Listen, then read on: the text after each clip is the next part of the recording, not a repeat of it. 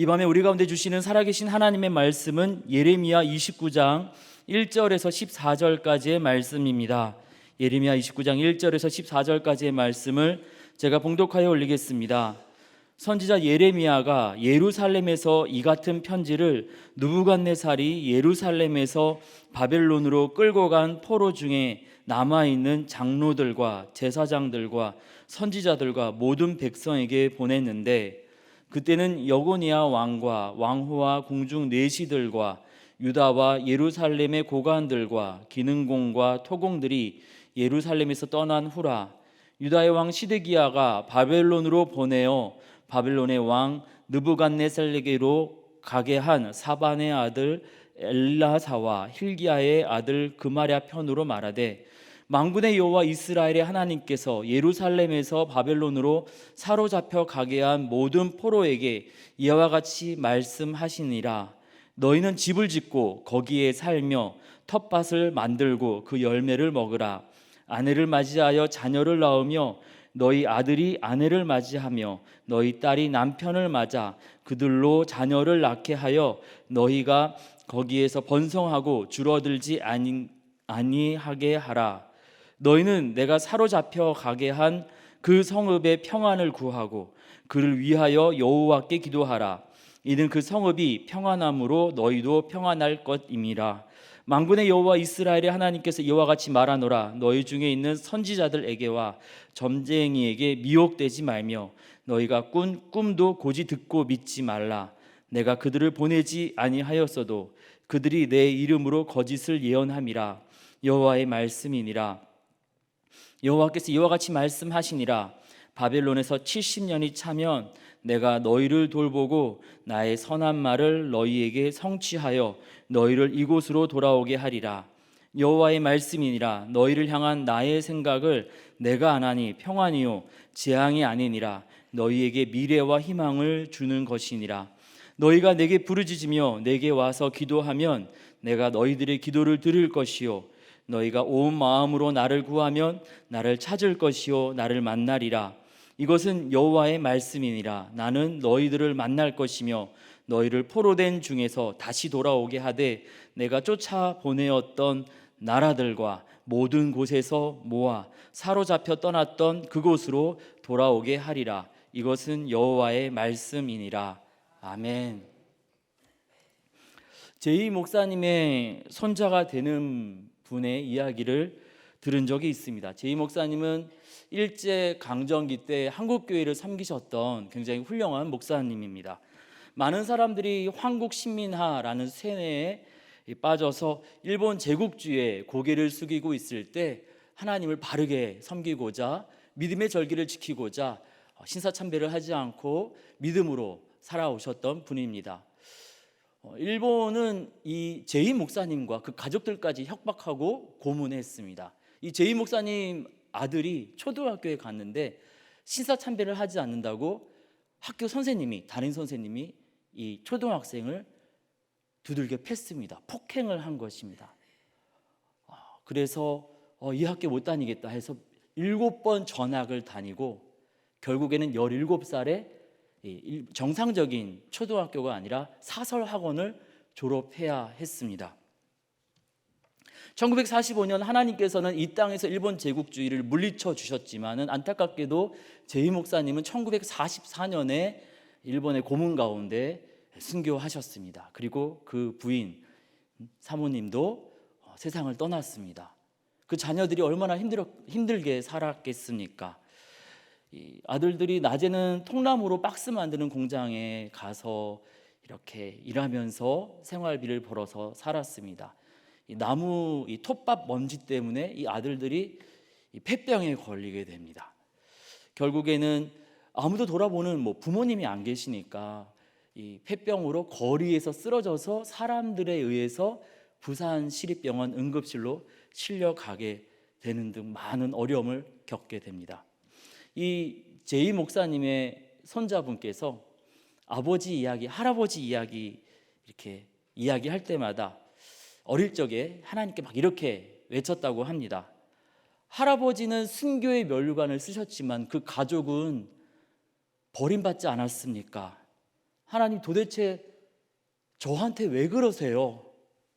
일본 제국주의 앞에서 신사참배를 한 사람은 우리 할아버지, 우리 아버지가 아니라 딴 사람들인데 그 사람들이 벌 받아야 되는데 왜 우리 할아버지가 죽임을 당하고 왜 우리 아버지가 그렇게 고생을 해야 했습니까? 그리고 믿음을 지켰던 수많은 사람들 다 죽은 거 아닌데 왜 그 가운데 굳이 우리 할아버지를 먼저 데려가시고 우리 할머니 먼저 데려가셔서 우리 아버지를 그렇게 고생시키셔야 했습니까? 저만 잘못한 거 아닌데 왜 공동체 전부 다 잘못했는데 왜 저한테만, 왜 우리 집에만 그러십니까? 남들은 죄 짓고 다 잘 사는데 왜 그러세요? 저한테 도대체 왜 그러세요? 이러한 답답한 마음은 제이 목사님의 손자만 느끼는 것은 아닌 것 같습니다. 오늘 우리가 함께 읽었었던 예레미야 29장에 나타나 있는 이 바벨론으로 포로로 끌려가는 유대인들도 이러한 답답함이 있었습니다. 이 유대인들이 왜 바벨론으로 포로로 끌려가게 되었을까에 대해서 우리가 읽은 말씀 뒤에 29장 19절에 하나님께서 이렇게 설명하고 계십니다. 너희들이 내 말을 듣지 않았기 때문이라. 내가 내 종 선지자들을 너희들에게 꾸준히 보냈으나 너희는 그들의 말을 듣지 않았느니라. 하나님께서 꾸준히 이스라엘 백성에게 선지자를 보내셨습니다. 이렇게 하는 거 아니야. 하나님을 바라보아야 해. 친절하게 말씀하시고 때로는 기근을 허락하시고 때로는 여러 가지 일들로 깨닫게 하셨습니다. 그런데 안타깝게도 그 많은 선지자들의 이야기를 잘 듣지 않았습니다. 그래서 하나님은 바벨론에게 남쪽 유다 땅을 망하게 하시고 그 가운데 사람들을 포로로 끌려가도록 허락하셨습니다. 그런데 다 끌려간 게 아니었습니다. 16절 말씀 보니까 이 상황 속에서 바벨론으로 끌려가지 않은 유다 사람들이 많이 있었습니다. 끌려가는 사람들은 되게 속상한 거예요. 우리 아버지는 나는 우상숭배 많이 안 했는데 저 옆집에서 우상숭배하고 저 옆 동네에서 우상숭배 많이 했는데 저 사람들은 그대로 예루살렘에 살고 있고 나랑 우리 집안이 끌려가네. 막 억울한 마음, 답답함이 있었습니다. 나라 전체가 다 잘못했는데 왜 하필 하나님 접니까? 왜 하필 우리 집입니까? 예배드릴 수 있는 예루살렘에 남아있기를 바랬는데 끌려가고 있잖아요. 사람들이 손가락질을 하는 겁니다. 쟤네들은 뭔가 더 잘못한 게 틀림없어. 그러니까 하나님이 이 가운데에서 굳이 저 집안 사람들을 바빌론으로 끌고 가시는 거지.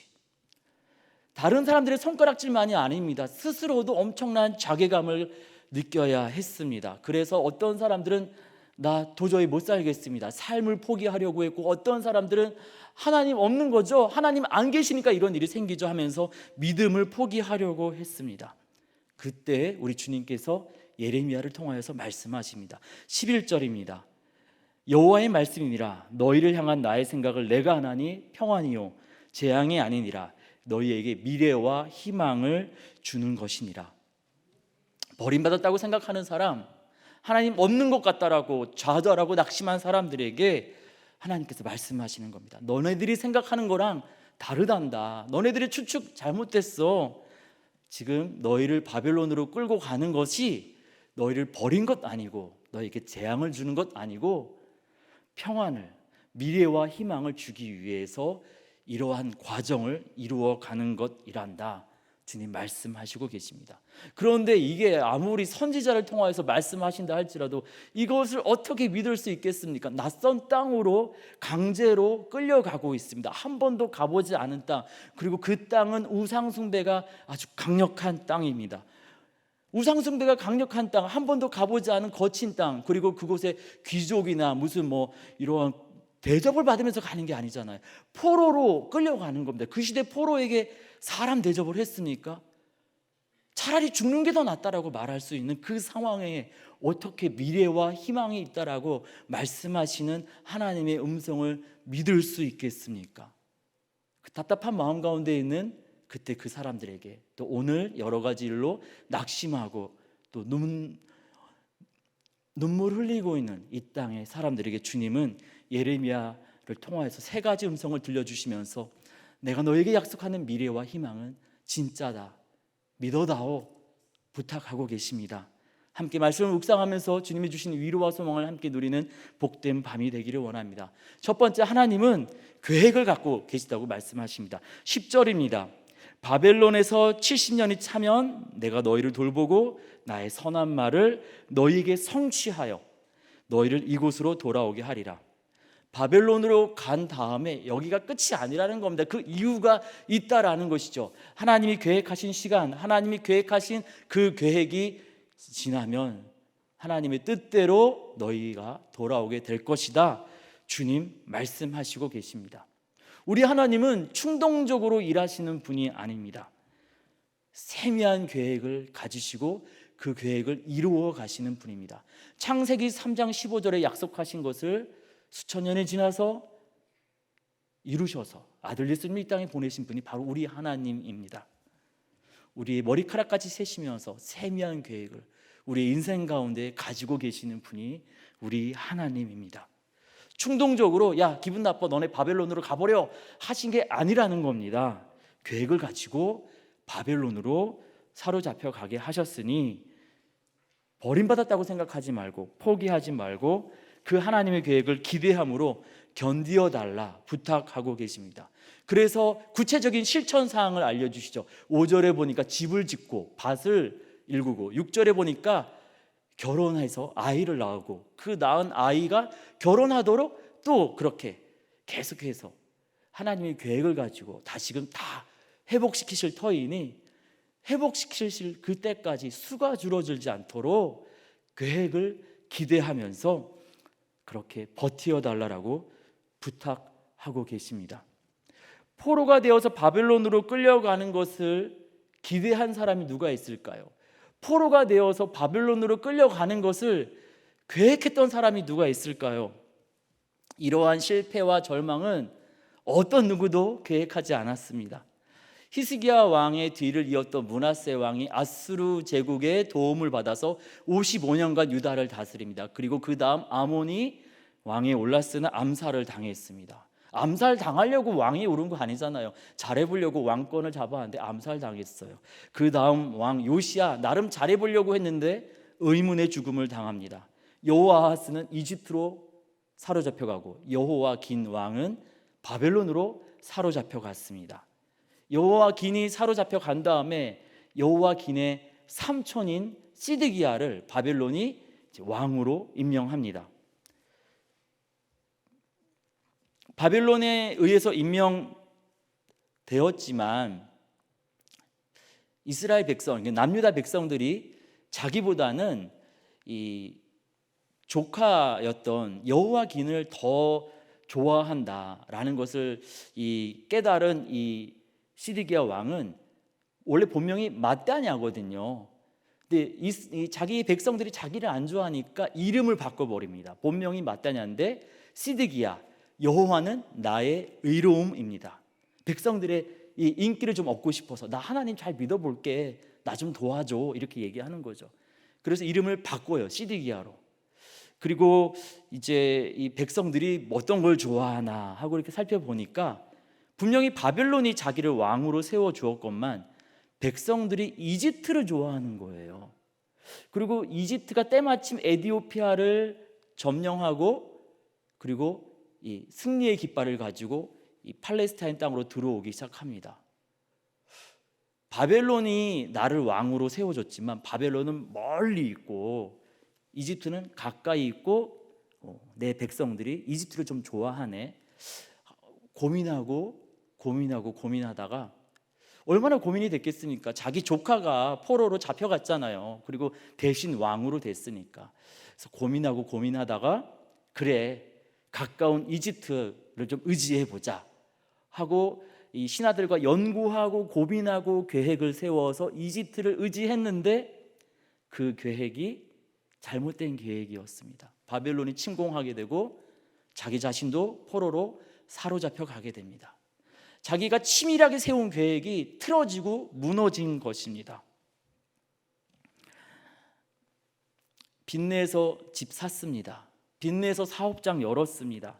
빚내서 밭도 사고 씨도 뿌렸는데 이제 뭔가 이익을 보기도 전에 열매를 거두기도 전에 금리가 막 오릅니다.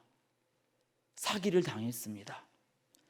그래서 아무것도 거두지 못하고 다 잃어버린 그러한 상황입니다. 그렇게 사람의 계획이 무너지고 실패하여서 낙심하여서 포로로 끌려가고 있었을 때 주님 말씀하시는 거예요. 너의 계획이 무너졌을 때 나의 계획, 하나님의 계획은 아직 유효하니 포기하지 말고 버텨달라고 주님께서 부탁하고 계십니다. 하나님의 계획이 있으니까 너의 계획은 실패했지만 내 계획은 아직 실패하지 않았어. 내 계획은 내가 완벽하게 이룰 거야. 그러니까 죽지 말고 포기하지 말고 살아만 다오, 버티어만 다오, 그리고 자녀도 낳고 내일을 기약해 보자. 그렇게 부탁하고 계시는 것입니다. 코로나로 경기가 침체가 되면서 가정마다 사업장마다 얼마나 많은 어려움이 있습니까? 다 계산하고 다 정확하게 계획했는데 밤잠 못 이루면서 진짜 열심히 일했는데 세상 일이 우리 의지와 우리 노력으로 잘 되지 않습니다. 안 되겠다, 나는 아닌가 보다 낙심하고 포기하고 싶을 때 주님께서 우리 가운데 말씀하시는 겁니다. 너의 계획이 무너질 때 하나님의 계획이 있으니까 살아다오, 견디어다오. 우리 주님께서 이 밤에 예레미야를 통하여서 우리 가운데 부탁하고 계십니다. 이에 우리가 우리 계획이 무너졌다고 해서 낙심하고 포기할 것이 아니라 살아계신 하나님의 계획이 여전히 있음을 기억하면서 버텨내는, 하나님 의지에서 믿음으로 버텨내는 저와 여러분 우리 모두가 되어지기를 원합니다. 두 번째로 하나님은 다른 무엇보다도 영적인 회복을 주시겠다고 말씀하십니다. 12절입니다. 너희가 내게 부르짖으며 내게 와서 기도하면 내가 너희들의 기도를 들을 것이요. 이 시대에는 솔로몬 성전에 모여서 제사를 드리며 예배를 드릴 때입니다. 그런데 바벨론으로 포로가 되어서 끌려가면 어떻게 됩니까? 거리가 너무 멀어요. 이 시대엔 비행기도 자동차도 없습니다. 바벨론에서 제사 드리러, 예배 드리러 예루살렘 성전으로 돌아올 수 없습니다. 가깝다 할지라도 지금 신분이 무엇입니까? 자유인이 아니라 포로입니다. 이 시대 포로는 사람 대접을 하지 않았거든요. 어떻게 기도하고 예배 드릴 수 있습니까? 그냥 바벨론에서 그냥 거기에서 흩어진 곳에서 끌려간 그곳에서 기도하고 예배 드리는 것이지요. 그런데 그곳에서 예배 드리고 그곳에서 기도하는데 그 기도를 들으시고 응답하시겠다라고 약속하시는 것입니다. 영적인 복을 주시겠다고. 지금 물질로는, 건강으로는 실패했지만 영적인 복을 주시겠다고 주님 우리 가운데 이스라엘 백성에게 약속하고 계십니다. 예레미야를 통해서 이 하나님의 약속, 계획을 들은 이 남유다 백성은 이제 끌려간 그곳에서 회당을 지었습니다. 그곳에서 말씀을 읽고 하나님을 사모했습니다. 성전에 가지 않고 드리는 비대면 예배가 여기서 제일 먼저 시작된 것이죠. 제사 중심의 성전 예배가 이제 말씀 중심의 회당 예배로 바뀌면서 예전에 예루살렘 성전에서 보았던 화려한 제사의 모습은 볼 수가 없었지만 보이지 않는 그들의 마음은 하나님을 향하여서 더 가까이, 더 깊게 다가가게 되었습니다. 그래서 성전에 갈 수 있었던 그 예루살렘에서는 우상 숭배를 했던 이 사람들이 우상이 너무나도 많은 바벨론 땅에 가서는 회당에 모여서 말씀 읽으면서 우상 숭배를 하지 않고 하나님을 더 사모하게 되었습니다. 그리고 흩어진 그곳 회당에서 말씀 읽으면서 약속하신 메시아를 기다렸고, 약속하신 메시아 예수님께서 이 땅에 오셔서 첫 사역을 시작하실 때 어디를 가셨죠? 회당에 들어가십니다. 그리고 그곳에서 제사를 지낸 게 아니라 이사야서 말씀을 꺼내서 그것을 읽으시면서 그 놀라운 사역을 시작하시죠. 거기서 끝나지 않습니다. 흩어져 있던 이 회당에서 교회 공동체가 시작됩니다. 흩어져 있던 이 회당들이 복음의 전초기지가 되었습니다. 이 지나간 역사를 보면 너무나 막 감격스럽고 놀랐습니다. 전혀 상상하지 못한 하나님의 영적인 복이 그 땅 가운데 흘러내리고 있었던 것입니다. 우리 코로나로 인해서 현장 예배를 드리는 것이 어렵게 되면서 온라인 예배를 이전보다 많이 드리게 되었습니다. 현장 예배 인원이 줄어들어서 많은 분들이 걱정하십니다. 그런데 제가 요즘 놀라운 얘기를 들었습니다. 집과 교회와의 거리가 차로 한 30분 됩니다. 새벽에도. 그리고 집과 직장까지의 거리도 차로 새벽에도 30분에서 1시간 되는 어떤 집사님이 이 새벽 기도를 너무 오고 싶은데 5시 반에 예배당에 와서 새벽 기도를 하면은 몇 시에 일어나야 돼요? 4시 반, 4시 일어나야 되고, 다시 새벽 기도 마치고 또 멀리 직장까지 가면은 너무 피곤해서 일을 하기 어려우니까 나는 새벽 기도 못하는 사람이야 하고 새벽 기도를 포기하고 사셨대요. 그런데 코로나가 시작되면서 온라인으로 새벽 기도 방송이 진행되니까 집에서 일어나서 무릎 꿇고 새벽 기도를 하면서 하나님과 더 깊은 관계를 회복하게 되었다고 간증하시는 것을 듣게 되었습니다. 남편과 함께 예배드리기를 간절히 원하셨던 어떤 이 여자분께서 우리 교회 교우분이세요. 온라인 예배가 진행이 되고 코로나 때문에 이제 가정에서 온라인 예배를 드리고, 또 이분이 이제 이 연약한 건강으로 인하여서 백신을 맞으실 수 없으셔서 오래도록 온라인 예배를 가정에서 드리셨습니다.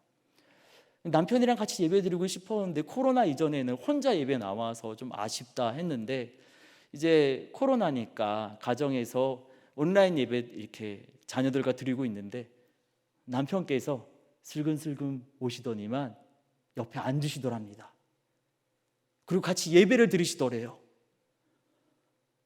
그래서 너무 감사하다고 감격 어린 그런 고백을, 간증을 하신 것을 들었습니다. 방역의 이유로 교회의 현장 프로그램이 제한되는 이 코로나 상황이 하루속히 종식되어서 현장에서 더 많은 사람들이, 지금 우리 금밤 기도에 한 200여 분 오셨는데 한 1000여 분이 여기서 함께 기도하기를 원합니다. 코로나와 다른 전염병으로 걱정하지 않고 우리가 뜨겁게 찬양하고 정말 정겹게 교제하기를 원합니다. 그러나 세상 사람들이 보기에, 우리 인간의 보기에는 정말 교회의 큰 위기라고 생각했던 이 코로나를 통하여서 우리 하나님은 생각지 못한 방법으로 잠든 영혼을 깨우고 계셨고요, 영적인 부흥을 준비하고 계셨습니다.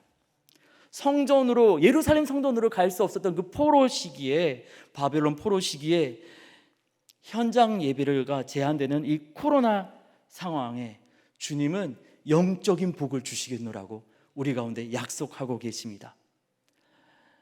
일본 제국주의가 우리나라를 잡아먹으려고 애쓰고 있던 그때, 정말 이 조선 땅이 어두워져 간다고 정말 사람들이 안타까워하던 그때 주님은 1907년 평양에 놀라운 성령의 역사로 영적인 복을 베푸셨습니다.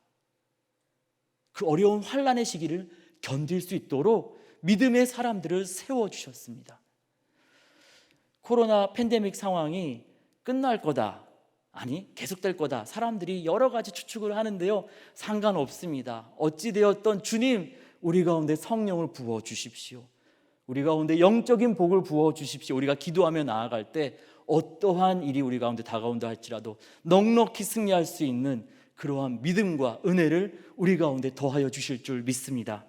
세 번째로 하나님은 우리 앞에 나타나시겠다라고 말씀하십니다. 13절입니다. 너희가 온 마음으로 나를 구하면 나를 찾을 것이요 나를 만나리라. 이 나를 만나리라고 번역된 히브리어는 맞자라는 동사인데요, 뜻이 앞으로 나오다, 나타나다 이런 뜻입니다. 무슨 말입니까? 너희가 온 마음으로 나를 구하면 나를 찾을 것이요 내가 너네들 앞에 짠 하고 나타나겠다, 이 말씀입니다. 예루살렘 성전에서 예배 드릴 때는 하나님의 임재, 하나님의 나타나심이 이스라엘 백성에게 잘 경험되지 않았던 것 같습니다. 하나님 분명히 살아계셨고 하나님의 능력을 보여주셨습니다. 엘리야를 통해서 3년 반의 기근, 엘리사를 통해서 7년의 기근을 통하여서 하나님이, 바알과 아세라가 아니라 하나님이 만물을 다스리는 분이라는 걸 알려주셨죠. 850대 1로 싸울 때 하늘에서 불이 내려서 하나님 살아계심을 보여주셨잖아요. 죽은 아들을 다시금 살리는 이적을 엘리사를 통해 보여주시면서 하나님의 살아계심을 보여주셨음에도 불구하고 그때 그 사람들은 하나님을 잘 의지하거나 기억하거나 믿음의 결단을 잘 하지 못했습니다. 아무것도 해주지 않았던 바알과 아세라에게 온 정신이 팔려 있었습니다. 그런데 지금 바벨론 포로로 끌려가는 이 상황 속에서 예레미야가 하나님께서 나타나실 것입니다 라고 외쳤을 때 이 이야기를 들었던 사람들은 화려한 우상, 예루살렘보다 더 많은 우상들이 바벨론에 가득했는데 그 우상들은 신경 쓰지 않고 오직 하나님께 집중하였을 때 그 땅에서, 이방 땅에서 하나님의 놀라운 능력이 드러나는 것을 우리는 말씀에서 보게 됩니다. 대표적으로 다니엘서에 그 기록이 막 나오지요. 하나님께 뜻을 정하여서 우상에게 바쳐진 고기와 포도주를 금하였을 때, 고기 먹어야지 살이 찌고 기름이 이렇게 막 그렇잖아요. 근데 고기를 먹지 않아도 몸이 더 좋아지는 놀라운 기적을 체험하게 되었습니다. 하나님만 따르겠노라고 해서 풀무불에 들어갔습니다. 그때 하나님의 아들과 같은 분이 그 뜨거운 불에 함께 하시면서 머리카락 하나도 타지 않는 보호하심을 경험할 수 있었습니다. 창문 열고 바벨론에서 아무리 쳐다봐도 예루살렘 안 보입니다. 그래도 난 하나님 사랑해요 하고 창문을 열고 예루살렘 방향을 향하여서 기도했다라는 그 죄 때문에 사자굴에 들어갔는데 하나님께서 사자들의 입을 막아주셔서 하나도 다치지 않는 놀라운 기적을 경험하였습니다. 정권이, 같은 나라에서도 정권이 바뀌면은 다 이 국가의 이 정치 또 업무를 맡은 사람들이 다 교체가 되잖아요. 나라가 3번 바뀌어도 또 포로로 끌려간 상황임에도 불구하고 국가의 일을 계속해서 또 맡을 수 있는 그러한 기회를 보장받았습니다. 예루살렘에 있을 때에는 경험하지도 못했던 놀라운 기적을 바벨론 땅에서 그 하나님의 보호하심, 그 하나님의 놀라운 기적, 그 하나님의 이끌어 가심을 경험하게 된 것입니다. 그래서 주님 말씀하시는 겁니다. 바벨론으로 끌려간다고 걱정하지 마라. 너네 버린 거 아니야. 인간의 계획이 무너졌다고 걱정하지 마라. 하나님한테 계획이 있잖아. 영적으로 복주고 이제까지 경험하지 못했던 놀라운 기적을 보여줄 터이니 고개 숙이지 말고 하나님을 더 의지하라고 주님 우리 가운데 그때 그 유다 백성에게 말씀하시고 계십니다. 이 음성을 지금 누가 전하고 있습니까? 예레미야라는 선지자가 전하고 있습니다. 이 예레미야의 이름 뜻은 하나님께서 세우신다라는 뜻입니다. 하나님께서 지명한 사람, 하나님께서 선택한 사람이라는 뜻입니다. 하나님 입장에서는 선택하고 지명했습니다. 우리 입장에서는 어떻게 되는 거죠? 하나님은 능동적으로 우리를 선택하시고 우리는 피동적으로 택함을 받았으니 우리는 하나님께, 이 예레미야는 하나님께 피택된 사람입니다. 미래와 희망을 들려주라고, 절망뿐인 현실 속에서 하나님이 계획하신 미래와 희망을 들려주라고 피택된 사람이 바로 이 예레미야입니다. 이름이 그래요. 하나님께 선택된 사람, 피택된 사람. 그리고 예레미야뿐만 아니라 우리도 그렇게 아파하고 눈물 흘리고 아무것도 소망이 없다라고 말하는 이 시대에 하나님의 희망과 미래를 들려주라고 하나님께 선택받은 피택된 사람들입니다. 한종 직분자만을 이야기하는 것이 아닙니다. 우리가 서로에게 성도님이라고 부르잖아요. 집사 직분을 받기 전에. 그 집사님이든 장로님이든 목사님이든 우리가 그 모든 직분 앞에 우리는 성도입니다. 예수 그리스도로 인하여서. 성도가 영어로 세인트입니다. 성인. 우리가 성도답게 살기 때문에 성도라고 우리가 부릅니까? 성도답게 살지 못해도 예수님 때문에 우리는 성도라고 불리는 사람들입니다. 우리가 예수님을 선택하기 전에 예수님께서 우리를 선택하셔서 당신의 그 고귀한 피로서 우리를 거룩하게 하사 성도로 만드신 것이지요. 우리 모두는 성도로 하나님께 피택된 사람들입니다. 이 예레미야는 말 잘하는 사람이 아니었어요. 1장 6절에 보니까 나는 아이란 말을 잘 못합니다 라는 얘기를 하거든요. 말 잘 못해요. 글자로 쓰여 있으니까 우리가 되게 문장이 좋다 하지만 실제로 떠듬떠듬 거렸을지 우리가 잘 알 수 없습니다. 그런데 말 잘 못하는 이 예레미야가 주의 부르심에 응답하여서 그때 그 사람들에게 미래와 희망을 외쳤을 때 그것을 들었던 다니엘과 세 친구는 바벨론에서 놀라운 일을 경험할 수 있었습니다. 이스라엘 백성들은 70년이 지날 때까지 포기하여서 사라지는 것이 아니라 70년이 지날 때까지 그 수를 유지할 수 있었고 하나님의 계획대로, 약속대로 고국으로 돌아올 수 있었습니다. 우리도 마찬가지입니다.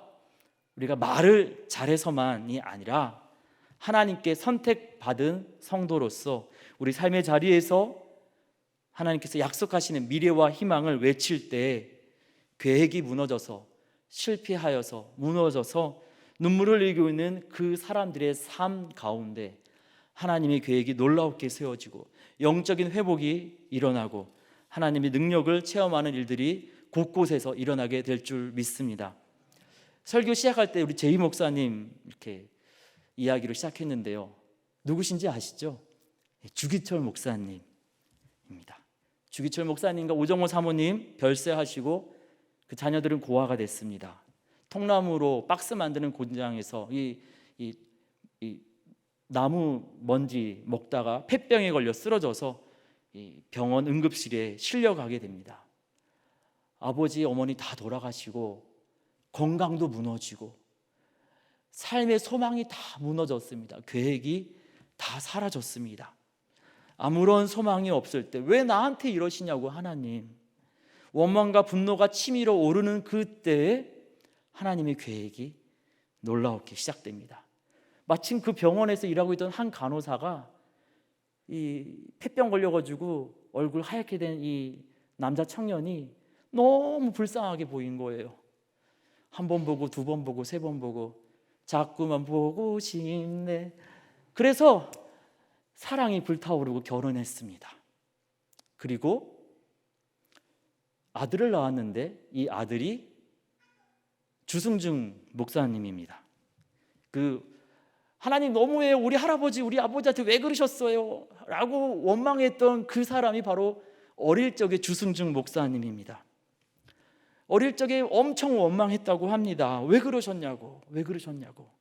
그런데 나이가 들고 성경 말씀을 읽으면서 하나님께서 자신의 가정을 향한 아름다운 계획이 있었다라는 것을 깨닫게 되었고 영적인 회복을 경험하고 그리고 하나님의 능력을 드러내는 설교학 교수로 사역하시다가 지금은 주한장로교회를 섬기면서 이 시대의 예레미야처럼 하나님께서 약속하신 미래와 희망을 외치고 있습니다. 주님은 오늘 말씀을 통해서 실패한 계획으로 답답한 마음으로 고개 숙인 주의 백성들에게 힘내라고 하나님께서 준비하신 미래와 희망이 있다고 들려주시고 계십니다. 우리 계획이 끝날 때 하나님의 계획이 놀랍게 시작된다고, 그리고 그것을 이루어가기 위해서 놀라운 영적인 회복을 주시겠노라고, 이전에 경험하지 못했었던 하나님의 능력을 보여주시겠더라고, 그러니까 포기하지 말라고, 하나님 손 놓지 말라고, 견디어달라고 부탁하고 계십니다. 그리고 말 잘 못해도 좀 많이 부족해도 예레미야처럼 이 소망의 이야기를 성도로 부름받은 우리가 좀 이 세상 앞에 전해달라고 부탁하고 계십니다.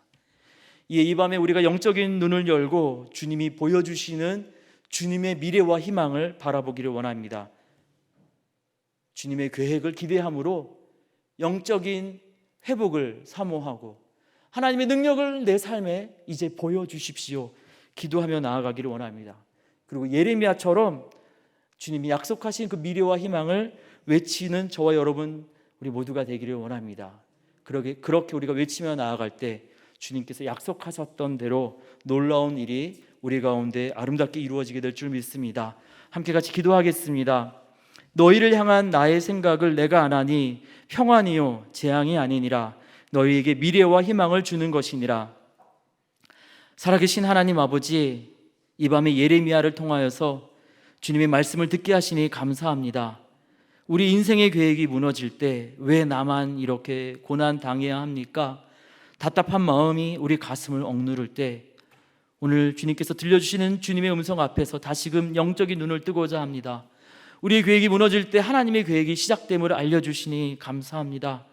실패하기 전에는 눈여겨보지 않았던 영적인 회복, 하나님의 임재를 약속해 주시니 감사합니다. 예루살렘에서도 경험하지 못했던 주의 놀라운 능력을 먼 이방 땅 바벨론에서 보여주시겠노라 약속하여 주시니 감사합니다. 주님께서 약속하시는 미래와 희망을 바라보면서 쓰러진 자리에서 다시금 일어나서 소망 가운데 다시금 주님의 은혜로 살기를 원하오니 주님, 이 밤에 주님의 사랑으로 우리를 붙잡아 주시옵소서.